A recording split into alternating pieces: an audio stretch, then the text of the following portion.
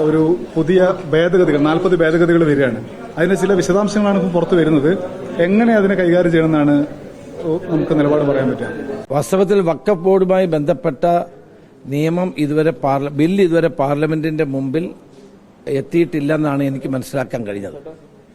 പക്ഷേ വഖഫ് ബോർഡുമായി ബന്ധപ്പെട്ട മാറ്റങ്ങൾ വരുത്തുന്നുണ്ടെങ്കിൽ എല്ലാ ന്യൂനപക്ഷ സംഘടനകളുമായും രാഷ്ട്രീയ പാർട്ടികളുമായും ചർച്ച ചെയ്യാൻ കേന്ദ്ര ഗവൺമെന്റ് തയ്യാറാകണം.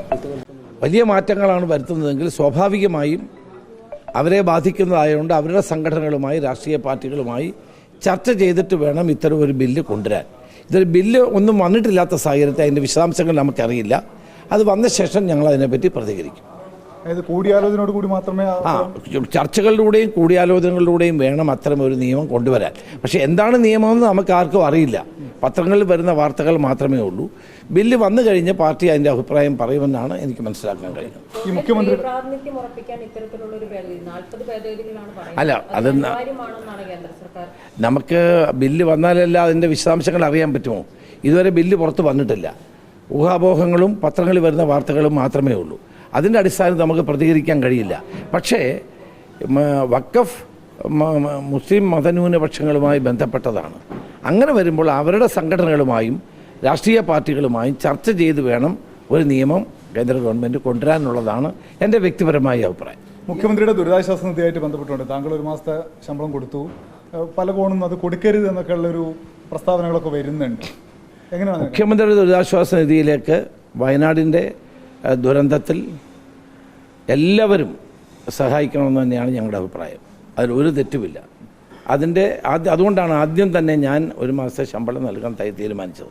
കഴിഞ്ഞ തവണ ഞാൻ പ്രതിപക്ഷ നേതാവായിരുന്നപ്പോഴും പ്രളയം വന്നപ്പോൾ ഒരു മാസത്തെ ശമ്പളം കൊടുക്കുകയും എല്ലാ UDF MLA മാർ അന്ന് ശമ്പളം നൽകുകയും ചെയ്തതാണ്. പക്ഷേ ഇതിനകത്ത് ഒരു കാര്യം വളരെ ജനങ്ങളുടെ ഇടയിൽ ആശങ്കയുള്ളത്, ഇതിൻ്റെ നടത്തിപ്പ്, ഈ CMDRF ഫണ്ടിൻ്റെ വിനിയോഗത്തെ സംബന്ധിച്ച് ഒരു വ്യക്തത വേണം. അത് പുതിയ ട്രാൻസ്പാരൻ്റ് ആയിരിക്കണം. അതിനകത്ത് ഒരു വകമാറ്റി ചെലവഴിക്കൽ ഉൾപ്പെടെയുള്ളത് ഉണ്ടാകാൻ പാടില്ല. ഇതിങ്ങനെ പറയാനുള്ള കാരണം കഴിഞ്ഞ തവണത്തെ അനുഭവം കൊണ്ടാണ്. കഴിഞ്ഞ തവണ മുഖ്യമന്ത്രിയുടെ ദുരിതാശ്വാസ നിധിയിലേക്ക് കൊടുത്ത പണം വകമാറ്റി ചെലവഴിച്ചു എന്നുള്ള പരാതി വരികയും കോടതി ലോകായുക്തയിൽ തന്നെ കേസ് വരികയും ഒക്കെ ചെയ്തതാണ്. അതുകൊണ്ട് എല്ലാവരും ഈ ദുരിതാശ്വാസ നിധിയിലേക്ക് സംഭാവന ചെയ്യണം. ഗവൺമെൻറ് ഇതിനകത്ത് വ്യക്തത വരുത്തുകയും ട്രാൻസ്പെറൻസിയോടുകൂടി ഈ ഫണ്ട് കൈകാര്യം ചെയ്യുകയും ചെയ്യേണ്ടത് ഏറ്റവും ആവശ്യമാണ്. KPC അധ്യക്ഷൻ പറയുന്നത് അതിന് വ്യക്തത വരുത്തുമ്പോൾ അതായത് ഈ ഫണ്ടിന്റെ ചോദ്യങ്ങൾക്ക് സർക്കാർ മറുപടി പറയണമെന്ന് പറയുന്നത് അല്ല, ഞങ്ങൾ രണ്ടുപേരും പറഞ്ഞ ഒന്ന് തന്നെയാണ്. കാരണം എല്ലാവരും ഫണ്ട് കൊടുക്കണം. പക്ഷേ അതിൻ്റെ വിനിയോഗത്തെ സംബന്ധിച്ച് ആശങ്കയുള്ളതിൻ്റെ കാരണം കഴിഞ്ഞ തവണ പ്രളയം വന്നപ്പോൾ ഈ ഫണ്ട് ദുരുപയോഗപ്പെടുത്തി എന്നുള്ള വസ്തുത നിലനിൽക്കുകയാണ്. അപ്പോൾ അതുകൊണ്ട് ഇത്തവണ ജനങ്ങൾ സ്വമേധയാ മുന്നോട്ട് വന്ന് ഗവൺമെൻറ് മുഖ്യമന്ത്രിയുടെ ദുരിതാശ്വാസ നിധിയിലേക്ക് പണം കൊടുക്കുകയാണ്. അതിനെ നമ്മളെല്ലാവരും എൻകറേജ് ചെയ്യണം, പ്രോത്സാഹിപ്പിക്കണം.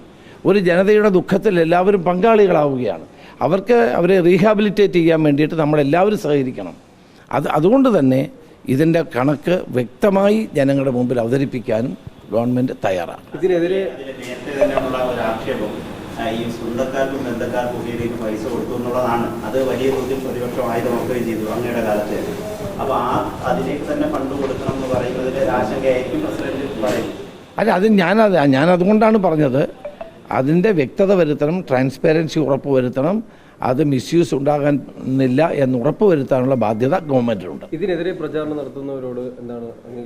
അല്ല, ഇപ്പോൾ ആരും അങ്ങനെ പ്രചരണമൊന്നും നടത്തുന്നില്ല. എല്ലാവരും ഫണ്ട് കൊടുക്കുന്നുണ്ട്. പക്ഷേ ഫണ്ട് സ്വീകരിക്കുന്ന ഗവൺമെൻറ് അത് വിനിയോഗത്തിൻ്റെ കാര്യത്തിൽ കൃത്യതയും ജാഗ്രതയും പാലിക്കണം.